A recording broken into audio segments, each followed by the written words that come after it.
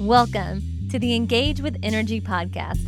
Engage with Energy is dedicated to solving problems related to business transformation, enterprise asset management, and corporate social responsibility.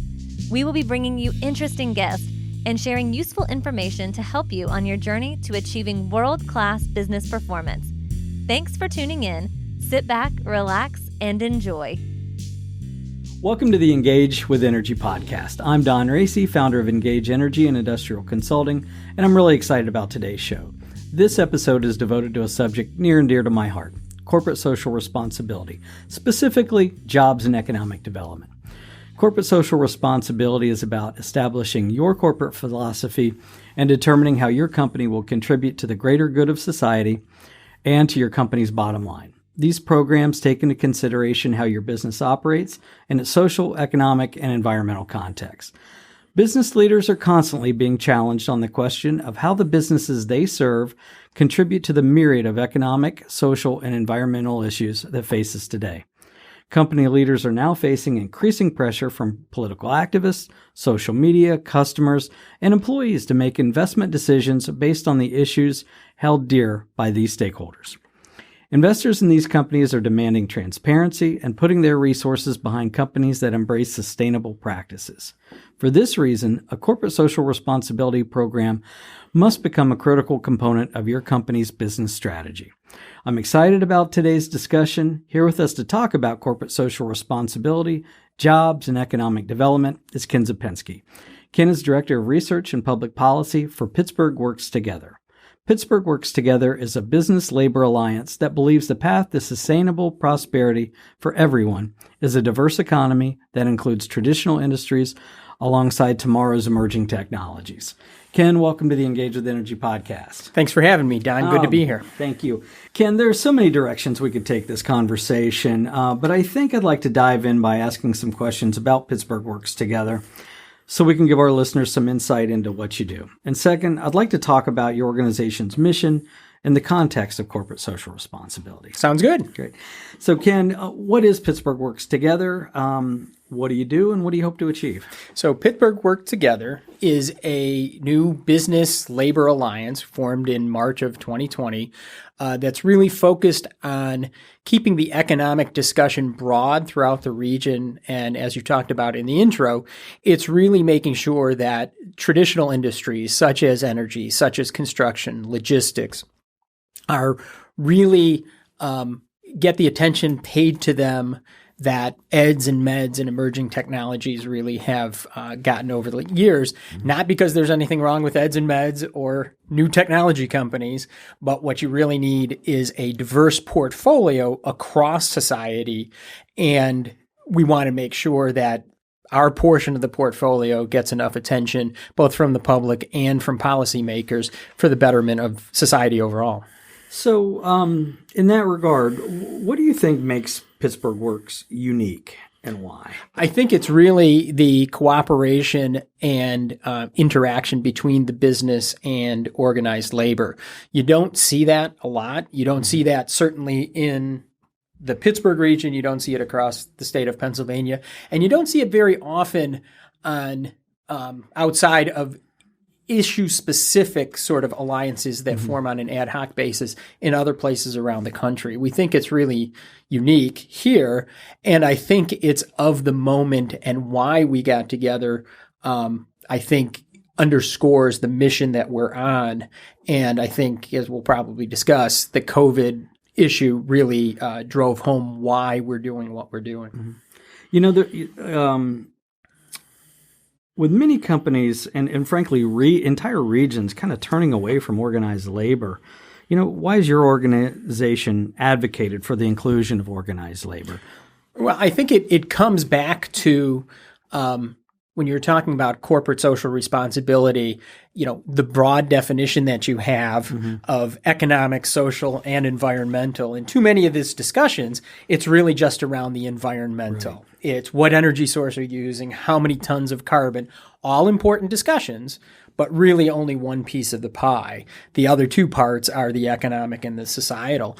And what you saw is that a healthy, robust society needs a robust economy where people have jobs that can support them and support the civic infrastructure going forward.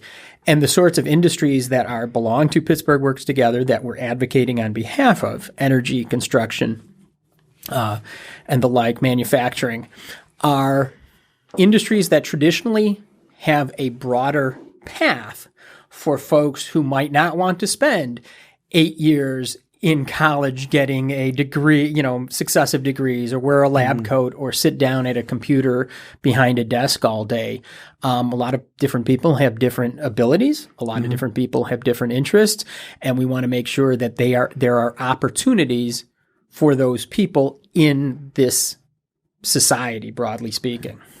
That's interesting, Ken, because I think we've certainly seen a shift over the last few decades, frankly, that, companies used to brag about how many people they had on the payroll, for instance, how well their people were paid and treated. And, if a company mentioned this to an investor earnings call today, and their stock price might get shredded the next day. How do you begin to put the focus on creating sustainable businesses and jobs that prop up the communities again? I think the only pushback I would give is, I think if we were having the discussion 2 years ago, I think you'd be absolutely right about shredding I think there has been a real shift, started small, but really picking up momentum around that, globalization in trade is good, but it's not uniformly good. And you have to make sure that you have systems and safety nets in place and proactive strategies to make sure that the people that are hurt by it have other opportunities. So you've seen things in the last couple of years. For instance, J.D. Vance's Hillbilly Elegy, talks a lot about communities left behind. That helped a lot. Powerful storytelling helped a lot to put these sorts of ideas on the map. So I think that really is changing and shifting. And I think Pittsburgh Works Together, and the leadership is half riding that wave and half building that wave, if that makes sense. Now, we live in the Rust Belt. We're doing this podcast from Pittsburgh. I'm originally from southeastern Ohio. So I've, in basically the tip of Appalachia, so to speak. And so we've seen the destruction of the communities as in regard to offshoring of so many jobs, so many industries, and now seeing it come back. Here in Pittsburgh, we've always been considered, we're known kind of as a steel town, dirty, gritty, tough. But yet, if you were to drive around Pittsburgh, it's just the opposite. Right. It's still tough, but yet it's not gritty and grimy and black soot everywhere. Right. We have an opportunity to promote so much about what this region is about, especially our infrastructure as it relates to kind of our ability to meet the challenges of complex supply chains. We have the rails, we have the rivers, we have the airports, and we have the infrastructure already in place here in Pittsburgh. So how much of what you all are doing at Pittsburgh Works Together is focused on that aspect of building kind of those sustainable communities? Well, I think that the COVID-19 crisis really drove home the opportunity that's in front of us. When we first launched, the idea was to remind people how important these traditional industries, manufacturing in particular, are to the regional economy and to individual communities, as you sort of alluded to, because we thought that was sort of getting lost. What COVID did was it reinforced the nature of the global supply chain and how fragile it is. So from a economic, write it out on a whiteboard, it makes perfect sense to find the lowest cost supplier and just work on just-in-time delivery in order to deliver the cheapest, best products to your customer base. And it works really well right up until the time it doesn't. I think it was F. Scott Fitzgerald who talked about how rich people go bankrupt, which is gradually and then suddenly. And that's really what happened here. So for 20 years, as globalization increased, the benefits were so great that it might have papered over glitches that would occur. Well, all of a sudden we got the world's biggest glitch, and all of a sudden it became, well, not just China, for instance, who might be seen as an ideological opponent to sort of Western civilization and free market capitalism, but even from friendly countries wanting to keep things in within their own borders. So that really caused people to look at it again. And so there are manufacturers that are looking at their global supply chain, figuring out what they want to bring back to North America. And you hit the nail right on the head. Pittsburgh is as well positioned as any place and better than most for capturing this sort of reshoring of manufacturing jobs. We have the workforce, and the workforce remains gritty even if the environment is no longer. We have the workforce. We have a history of knowing how to make things. We have an established manufacturing base. We have the infrastructure broadly defined, and we're centrally located to sort of the North American manufacturing and population base. Yeah. And, you know, we work a lot with energy, oil and gas companies, utilities for that matter. And we hear one theme over and over. It's so hard to find quality people. And so that kind of brings me back to the conversation about organized labor. Yep. I have always found that what they do is provide really robust training programs, which is something from, you know, apprenticeships and the focus on safety. And when I hear companies saying it's so hard to find people, and then when we do, we have issues of substance abuse, especially in skilled trades, for instance. And so I have to imagine that a lot of what Pittsburgh Works Together is focused on is the focus on that the ability to train and grow a diversified and skilled workforce to meet the demands of this new economy that's coming on board, especially in our region where we have so much energy-focused companies. And we're building large crackers and a number of large infrastructural manufacturing companies that are going to have a significant need for skilled, trained, and reliable labor that have a sense of safety and quality about them. Yep. And so could you kind of talk to us about, you know, your work with the skilled trades here in Pittsburgh? You hit it on the head that the trade unions are wonderful mechanisms for training people how to do the job well, and how to do the job safely. So that part already exists. The challenge, as you mentioned, is getting enough people into the pipeline so they are taking advantage of the great training opportunities that organized labor can provide. That's part of our mission for sort of general outreach public education. If you're the parent of a high school kid in Greene County, if you don't think that construction jobs are going to be there, sure, my kid could trade and be a welder, but once the cracker is done, then he's going to be unemployed.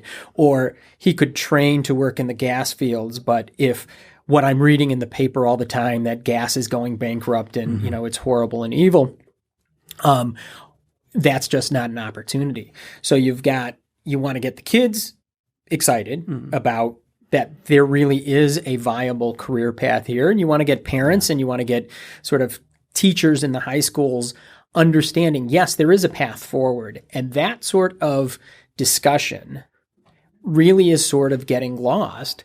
That if you sort of just read the paper or sort of hear the general conversation, it's, you know, if you're not working for a tech startup, there's really no future for you. Yeah. And then all of a sudden, you know, you raise the substance abuse issue. It's a very real issue, but people do a lot of things to make themselves feel better when they have a sense of hopelessness and that there's no path forward. Right. If we can give them a path forward, if they can see a path forward in manufacturing, in construction, in energy, then all of a sudden, some of those other social problems of poverty, of health, of opioid addiction, some of those start becoming easier to deal with. And that's why, going back to your introduction about corporate social responsibility, we don't talk about it a lot in that language because that's not the world we live in. Right. But it's very much, this is an economic, societal thing. And the environment part of that is still part and parcel of the ethos of manufacturing, which is high tech, which is doing more with less now than ever before, both in terms of material, in terms of the emissions that come out of it, because it's good business and it's good for society. The relationship between organized labor and corporations is not always positive, right? Is that changing? And if it is, why? Well, I think that's true. And I think a lot of the post-war economy sort of, run in this region, in the 60s, 70s, 80s. It was a big growing pie. And so you could have a lot of fights and a lot of nasty fights. And it would be okay because at the end of the day, everybody would have a big enough slice of the pie because the pie was growing. And the pie was growing right up until the time it wasn't. Right. And so the sort of adversarial corporate union relationship where that's continued, it has been bad. It's been bad for the unions, it's been bad for the companies, and it's been bad for the communities in which they live. Where you have a more collaborative discussion, it's been good. Good for the unions, good for the companies, good for the communities. Here in Pittsburgh, we have a much more collaborative ethos than you see in a lot of places. Government, nonprofits, foundations, and the unions have always been part of that. Maybe not down to the rank and file, but certainly union leaders sitting at the table and having these discussions, even dating back to the time of Davy Lawrence in the first Renaissance around here. So it's really a continuation of something that's perhaps uniquely Pittsburgh. I think that has benefited Pittsburgh, that sense of collaboration. And I think that's one of the reasons you see us as a real standout compared to other Rust Belt, I'll call them classic economies across the Mid-Atlantic and the Northeast. And this is a continuation, I think, of that grand tradition. Yeah. Manufacturing, for instance, is constantly looking for ways to innovate, to get better, to be more efficient. And part of that is through automation. And so with this focus on automation, that means reducing the amount of labor typically. So what's the balancing act to all this? Automation reduces labor input per unit of production. So not necessarily overall. If you have a car factory and the automation reduces it from 300 workers per car to 200 workers per car, but you double production, so now all of a sudden instead of 2,000 employees, you're at 3,000 employees, then you've automated, you're reducing the labor needed per unit, but you've actually increased your labor base. So, a lot of people are surprised to hear that United States manufacturing on a dollar for dollar basis is larger now than it's ever been because we don't make things here anymore. Right. Well, we do. We make a lot of things. Right. But here's the problem. The world uses a lot more things. We're making a little bit more than we used to, and places like China are making a lot more than we used to. Right. So now we're the number 2 manufacturer behind China, and that's only in the last few years that happened.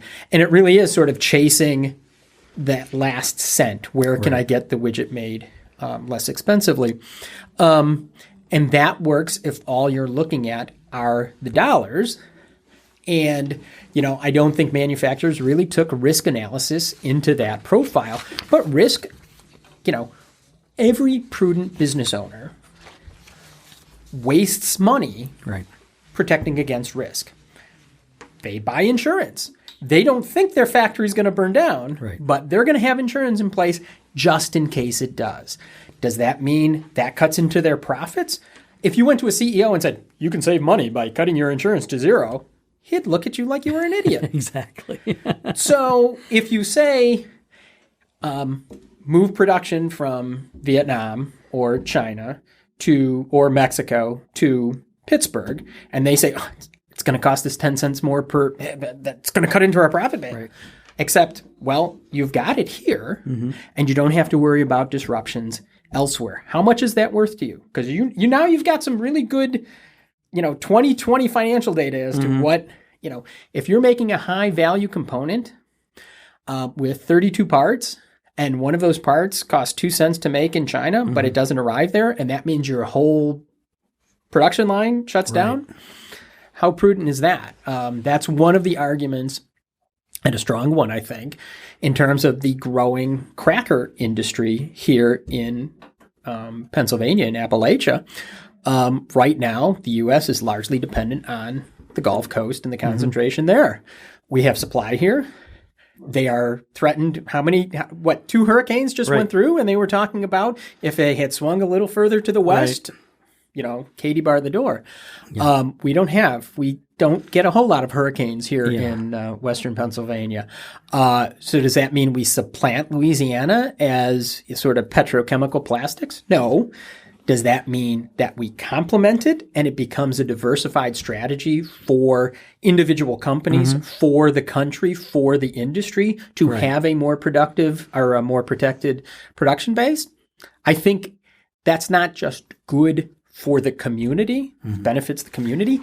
It makes economic sense to the industry. Right. They just need to have that pointed out to them. It's just another lever to pull in your overall risk mitigation strategy. Absolutely.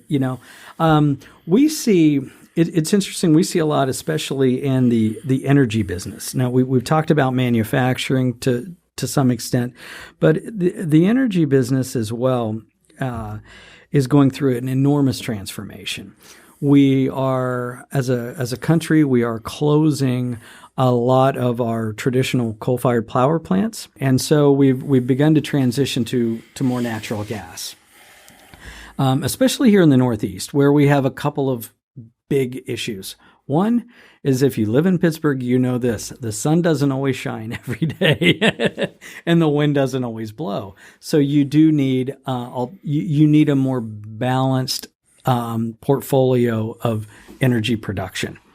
And you kind of alluded to this earlier. Corporate social responsibility. There is a tremendous amount of focus on green or environmentally friendly means of production. And who doesn't want that? Everybody wants that. But there is also the issues of the technology is not quite there yet. And so to transition from what was traditionally a dirty coal energy base to a more renewable base, you have to look at what do we do in the meantime until the technology gets there. And I've always felt that in Western Pennsylvania, we're so fortunate that we're sitting on one of the largest natural reserves of natural gas in the entire world. Right. We've used natural gas for well over 100 years, safely and reliably. And so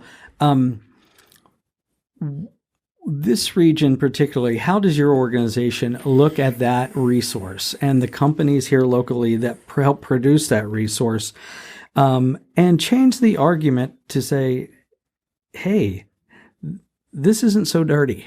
I know that you Pittsburgh Works Together has some great companies that you're working with and that are in the natural gas business. So what have you learned from them? So energy is an incredibly complex space, and it's incredibly important here in southwestern Pennsylvania, the Pittsburgh region. Because we have energy companies, we are a production, so that's an industry that you don't have elsewhere.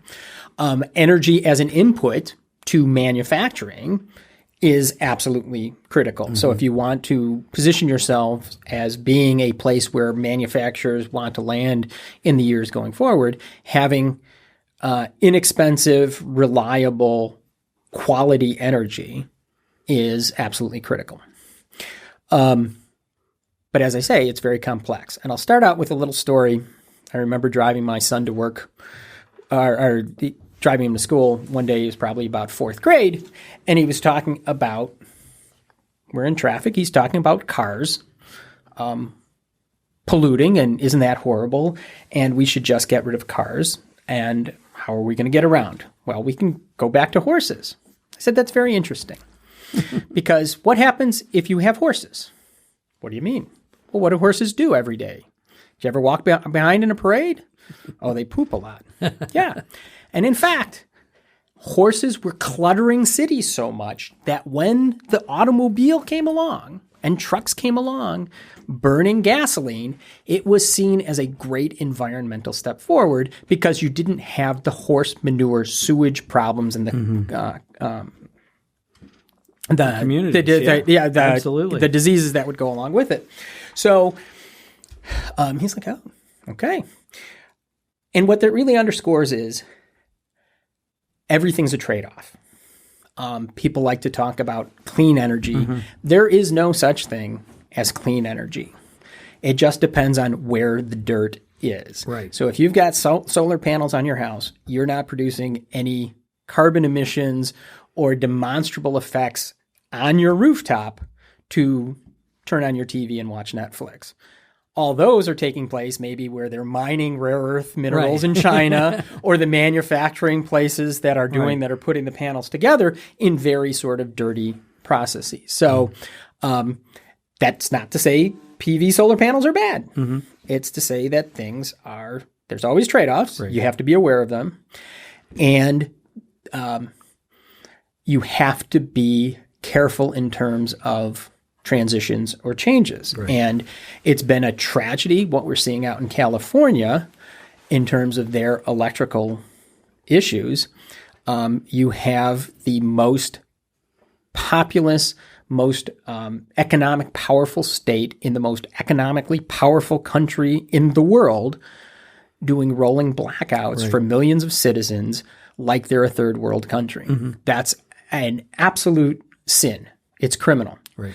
And what's the explanation? It's not that simple because it spans. It's partly government regulatory. It's partly corporate decision making. It's partly a rushed transition to wind and solar and other where the technology is not up to snuff to do that. And the trouble with the energy delivery system in this country, the electricity system, I should say, is you've got all these overlapping areas of interests from government and corporations, and everybody can make a decision that is perfectly rational based on where they're sitting. Right. And then you stack them all together, and you've got an utter disaster. And that's exactly what happened in California and is continuing to happen in California until they realistically define what the problem is. They won't be able to solve it. Thankfully for the rest of us, we can see them as a case study of we don't want to be that. Let's us analyze the California problem and make sure we don't take the steps that lead to that. And I think you see in Pennsylvania and elsewhere, I think you might see a pause and sort of a reset on discussions around energy delivery because of what's going on. Yeah. Energy policy, for instance, and a national energy policy, I think is something that we certainly need. And look at it from not only a risk mitigation perspective, but also, as you said, what does that transition look like and what should it look like? Because when you focus on just one method of production or one or two methods of production that don't necessarily serve from an energy density perspective what coal used to do, what nuclear used to do, and now shifting to a very intermittent method of production, there has to be some method to bridge the gap. And it seems to me that natural gas, right now anyway, can bridge that gap with the trade-off of, the environmental emissions and supply and all of those other factors that come into place. So as your organization looks to the future, what are, say, 2 or 3 of the key focus areas that you're looking to really put your focus behind from a advocacy point of view? What are those things that Pittsburgh Works Together really want to share with the community about what they're working on?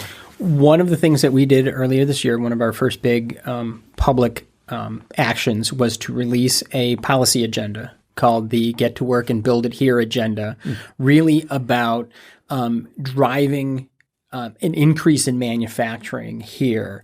And we say manufacturing because that's sort of the endpoint manufacturing jobs, but it touches on all those other things that we talked about. Energy, construction, logistics, they all sort of feed into that because of the robust supply chain that manufacturing does. And it really focuses on a number of different issues. We touched on some of them. So energy, we need to have reliable, affordable energy here in Pennsylvania. Some of it's around regulation. We want to make sure that we don't overburden companies that want to come here. We don't want to make it a difficult place to do business. Environmentalists hear that and they think, oh, you want to get rid of environmental policies. No, it's just you want the system to run smoother, run quicker, and run more effectively to issue the permit. So if you're going to issue a permit and it's going to get to the end, it's better if it can get there in 12 months than in 18 months or 24 or 36. Right? That's exactly right. That's exactly right. We need a place to put folks. So it's developing sites. We've got a plethora of old industrial sites here. Let's invest the money to remediate them and make them attractive for modern manufacturing. Workforce, we touched on. That's a really big one as well. And we need to reinforce for people that just because you work with your hands instead of with your brain at a keyboard all day, that doesn't make you a lesser contributor to society. It doesn't make you a lesser human being. It doesn't even necessarily mean you're going to make less money. It's we need to really reinforce that people who work in the physical world have value. And again, I hate to keep talking about how much the COVID crisis has reinforced. If we didn't have truck drivers, if we didn't have the meat packers, if we didn't have the store clerks stocking the shelves, we would have starved to death here. And they're the sort of jobs that in our nice upper middle class white collar cocktail parties, if someone had said, oh, my son's a truck driver, we would have looked askance at our neighbor and thought, what's wrong with you? That's our problem. That's our bias. That's our elitist attitude showing through. And we need to combat that because we live in a physical world. That's what we've been talking about. Manufacturing, construction, logistics, moving stuff. We live in a physical world and we need to respect the people who work in that physical world to keep us alive and thriving. And the idea that it is not a technical in nature. That it does not take a tremendous amount of brain power to do is absolutely wrong. I remember my grandfather, who was a tool and die maker at a manufacturing facility for over 30 years. The math that man could do in his head was amazing. And you sit back and you think, wow, to make some of these milled components, for instance, like around this microphone, the engineering and the brain power that it takes to produce that is absolutely amazing. So, it's at the end of the day, we have to do more than, be app developers and things like that. We have to build things. We have to make things that people use every day. You talked a bit about the COVID-19 pandemic and really how that has popularized the word essential worker. Yeah, right. And yet, income inequality in this country has shown that we do vastly treat different those folks as opposed to, like you said, the white collar world. And so do you see the fundamental concept of value of labor shifting? Depends on what you mean by the word value. You can talk about it in terms of value to society or monetary value. I think what you're going to see, particularly as boomers retire, linemen, truck drivers, across a whole host of things. Companies have complained about the inability to sort of replace retiring workers. Great thing about living in a free market capitalist system is there's a way to attract more workers. Right. Does that mean that people are going to be paying more than they might? Possibly. But that's one of the costs of sort of doing business. You have to live in the world in which you live and not live in the world in which you wish you did. And so I think you're going to see, people are going to be more attuned to being willing to pay more. Going back to your Henry Ford example, they pay more, they're willing to pay more because they're making more in order to do that. And I think the value to society and the monetary value have been out of whack. And I think this is going to, put this back on a discussion. The COVID situation has been such a disruption to our normal life that all the things that we never thought of before, they were back there and just sort of lurking, but no one ever had to deal with them. We're having to deal with them explicitly now. Yeah. And I think that's only good.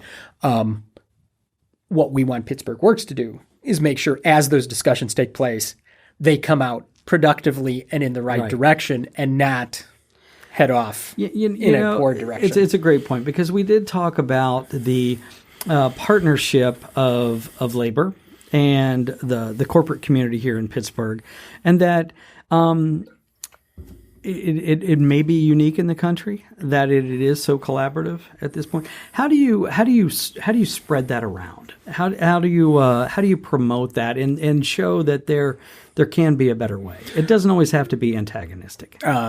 We're really interested in showing it around the Pittsburgh region and the state of Pennsylvania. Not so interested in showing it around other places because you want to attract everything. Exactly. Right. We don't want our fair share. We want our fair share and your fair share coming to the Pittsburgh region. And so, I think, hopefully our success. We talked about labor and business. The other player in this is government, and we have spent a lot of time, our leadership has spent a lot of time interacting with government officials at the local level, at the state level, not so much at the federal level yet, but that we'll get to that, because they play a role. They can either be helpful or they can be detrimental. Sometimes the best thing you can do is, don't just do something, stand there. Just stay out of the way. Right. Let things take its natural course. But some things we need to actually demonstrate to the world that Pennsylvania is open for business and they have a role to play in that. So collaboration is good. You talked about business and labor, but there's a lot of collaboration that needs to take place across a lot of stakeholders, which fits right in with the corporate social responsibility ethos. Right. And kind of to wrap this up, you love Pittsburgh. I love Pittsburgh. That's why we live here. Absolutely. That's why we raise our kids here. Why should a business leader, considering, for instance, a new location or expanding in other parts of the country, really take a serious look at Pittsburgh? I think because of the assets that we have to offer. We talked about that. Energy, infrastructure, workforce, a real history of knowing how to make things. That said, We're not necessarily going to be on the top of anybody's list if they look at things like how taxes are managed or, what the land regulation or energy discussion is. Nobody wants to come in and think that they're going to be vilified by the community. And that's a big role that Pittsburgh Works plays, is just the mere existence of the organization, business and labor working together to say, no, you're welcome here. That's a card in our favor that wasn't in the deck 6 months ago. But there is real work to be done in order to make an environment, broadly speaking, that is easier to work on, work through, and speed to market and all those sorts of things. So the idea is, yes, we have a lot of cards to play for somebody who's looking, but unfortunately, we're not where we need to be on top of our game. And that's what we're hoping to do, is to change that so we are, the number one place people look to. People will need to look for reasons to rule us out. Right. As opposed to, why should I consider it? It's interesting too, because it seems like every other month there is some article about Pittsburgh ranking as number 1 or 2 in the best places to live in the United States for a myriad of reasons. Universities, quality of life, real estate prices, any number of things, quality workforce being one. But until our policies match, kind of the overall want to and grit of the community, that's where we have to be. So, I am thankful that we have an organization like Pittsburgh Works Together, working for the good of this community. Ken, I want to thank you for your time today. It was a fascinating discussion. And how can people find out more about your organization? It's been a fascinating conversation. As you can tell, I love to talk about what we're doing because I believe so passionately in it, both personally and what I think it can contribute to the community broadly. And if any of your listeners want to find out more, pghworks.com is our website, and everything's there from policy stances and what we're all about and who our members are and that sort of thing. Terrific. And we're going to have this posted on our website as well. You can catch us on YouTube or anywhere you find podcasts. So, Ken, thank you so much for your time today. It's been a blast. Thanks, Don. I appreciate it. Wonderful. Thank Bye-bye. you.